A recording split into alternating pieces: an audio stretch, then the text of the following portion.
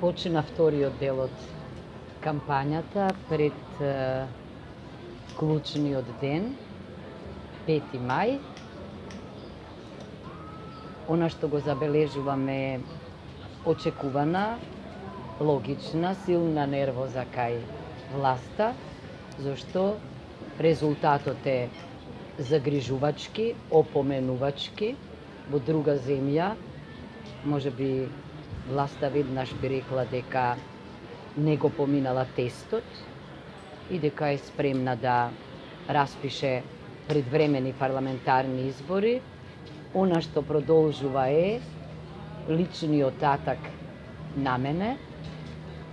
Морам да кажам дека помалку делува трагикомично мене да ме обвините за некој кој има врска со транзицијата, зашто транзицијата е се уште за жал недовршен процес во Македонија, а јас сум била министерка од 92 до 94 година, само што почнувала тогаш транзицијата.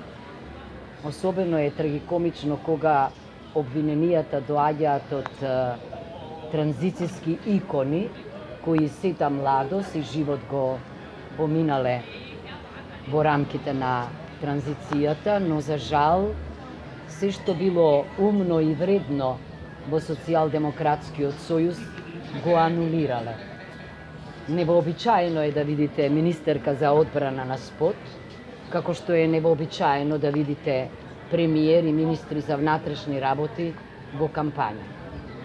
Јас веќе тоа го напоменав и уште еднаш го споменувам. Уште поневообичаено е да гледате драми со метли, особено што за метлите слушавме многу порано, но никој не смете ништо, бидејќи слушавме дека има високи функционери во владата уште пред изборите што заслужуваат да се заминат. Мислам дека е и тоа трагикомично, се разбира.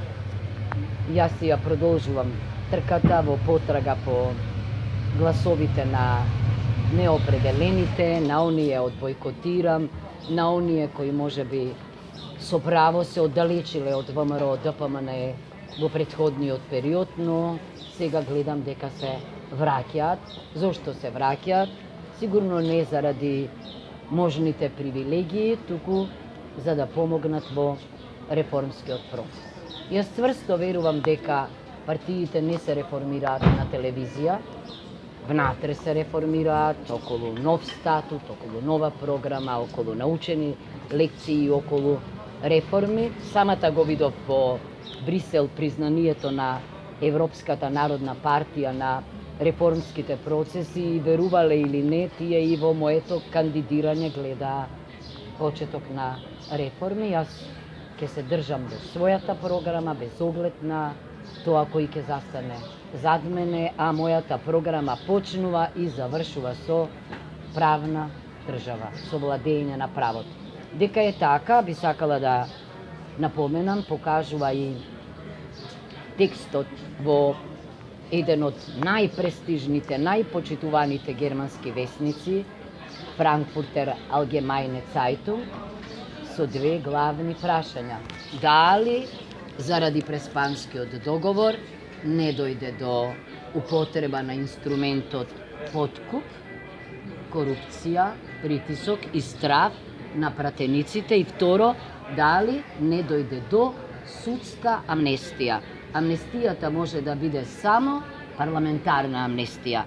Она што во Македонија се случи беше судска амнестија или под поимот на амнестија всушност се изврши помилување врзано за подкуп, за корупција и криминал.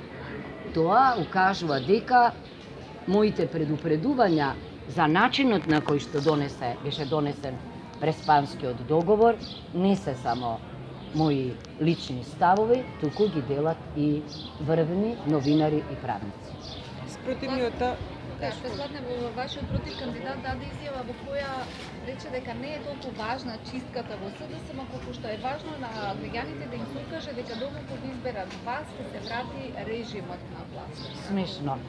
смешно, јас никогаш не сум била ни член на ВМРО ДПМНЕ, ни советник на ВМРО ДПМНЕ, сум била сменета за времето на ВМРО ДПМНЕ од Венецијанската комисија, сум била на спротивната страна при донесувањето на Законот за високо образование, значи тоа нема врска. Ама ако груевизмот на кој што тие укажуваат е модел на авторитаризам, тогаш моделот го имаат внатре во пазувите на консенсуалната демократија, дуи е некој кој што со децении беше со ВМРО ДПМНЕ, од Титаник 3 не видовме ништо, што значи груевизмот, како, ако сакате, ахметизмот и заевизмот се во пазувите на кандидатот што вели. Јас, како некој кој знае што се избори, се разбира, изјавив дека да сте најумни на светот, вие не можете да победите ни во Америка, Росперо, ни во Македонија, сами, со гласовите на граѓаните, ви треба поддршка.